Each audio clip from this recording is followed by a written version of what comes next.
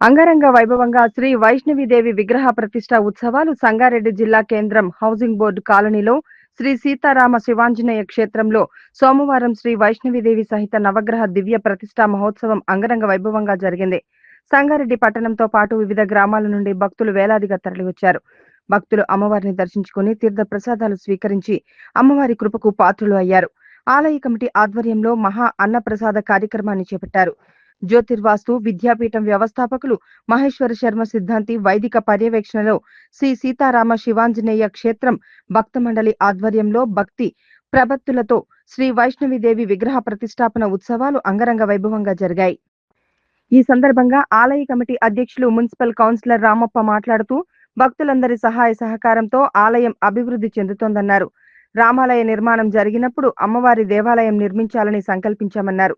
అమ్మవారి విగ్రహ ప్రతిష్టకు సహకారం అందించిన అనంతయ్య దంపతులకు ఆలయ కమిటీ తరపున ధన్యవాదాలు తెలిపారు. నవంబర్ 10వ తేదీన క్షేత్రంలోని 5 ఆలయాలలో 5 లక్షల పుష్పార్చన కార్యక్రమం శ్రీ శ్రీ శ్రీ మాధవానంద సరస్వతి పర్యవేక్షణలో ఆశీస్సులతో నిర్వహించనున్నామన్నారు. ఆలయ గ్రామదేవత పోచమ్మ తల్లి ధ్వజస్తంభం ప్రతిష్టాపన మహోత్సవం త్వరలో చేపట్టనున్నామని, ఇందుకుగాను మహేశ్వర శర్మ సిద్ధాంతి సూచనలను సలహాలను అందజేయాలని స్వామివారిని కోరారు.